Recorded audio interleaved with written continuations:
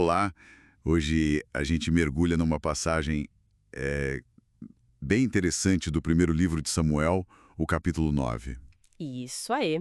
É uma história que começa de um jeito bem pé no chão, né? Pois é, temos Quis, um cara importante lá de Benjamim, e o filho dele, Saul, um jovem que se destacava até pela altura, né? Mais alto que todo mundo. Exatamente.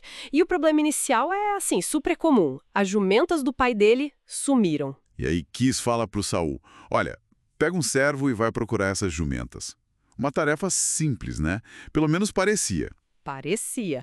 Mas essa busca vira uma jornada, sabe? Eles rodam por vários lugares. Monte Efraim, Salisa, Saalim, território de Benjamim.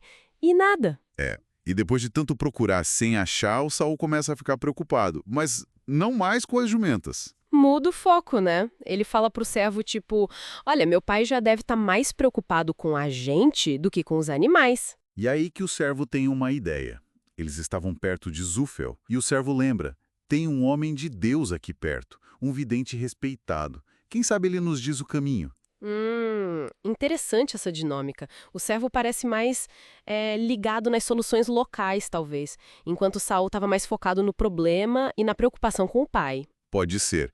Ou talvez só mais prático naquele momento. Aí Saul levanta outra questão. Mas o que a gente vai levar para ele? Era costume dar um presente, né? Sim, era a etiqueta da época para consultar alguém assim. Mas o servo, de novo, já tinha a resposta. Tenho aqui um quarto de ciclo de prata. Resolve rápido. E o texto faz uma pausa interessante para explicar que, antigamente, se chamava vidente quem depois foi chamado de profeta. Um detalhezinho histórico ali no meio. Exato. Mostrando que as coisas mudam, né? Mas essa busca, que começou por causa das jumentas, claramente está sendo direcionada para outra coisa, um encontro bem mais significativo. Eles decidem ir então. Chegando na cidade, na subida, encontram umas moças pegando água. Perguntam pelo vidente. E elas confirmam, dizem que sim, Samuel, o vidente, está na cidade, chegou naquele dia para um sacrifício num lugar chamado Lugar Alto. E dão até a dica. Se vocês forem agora, encontram ele logo. E não deu outra, né?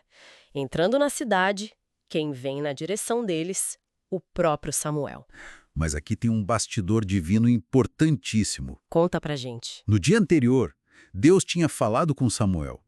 Tinha revelado, olha, amanhã, mais ou menos a esta hora, vou te enviar um homem da tribo de Benjamim, você vai ungir ele como líder sobre Israel. Uau. Direto sim. Sim, para libertar o povo dos filisteus, Deus tinha ouvido o clamor do povo por ajuda. Então, quando Samuel bate o olho em Saul, Ah, já sabia quem era. na hora, Deus confirma para ele: este é o homem de quem eu te falei. A perda das jumentas era só o jeito de Deus levar Saul até Samuel. Impressionante, né? Muito.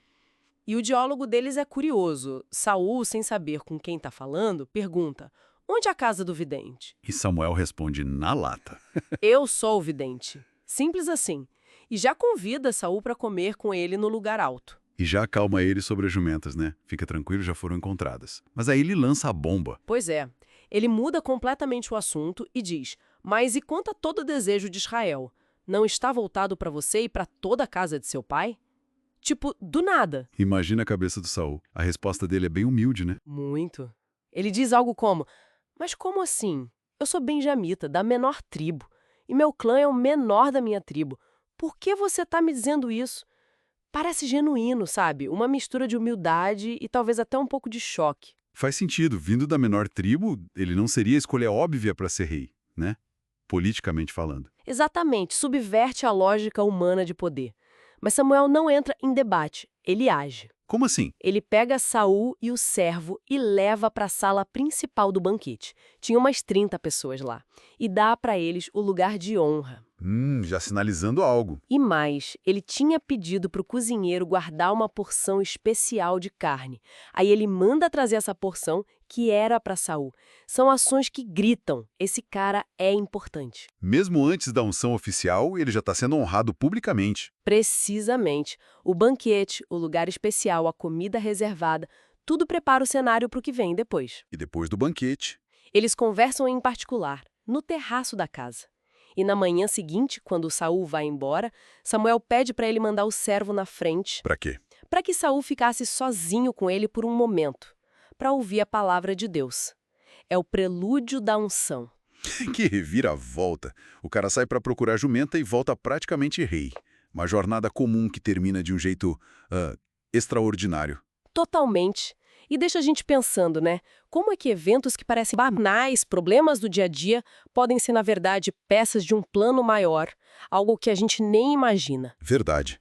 E a reação inicial de Saul, essa humildade, essa hesitação talvez, o que isso diz sobre liderança? Sobre como a gente reage quando algo muito grande aparece na nossa frente? Fica aí a reflexão.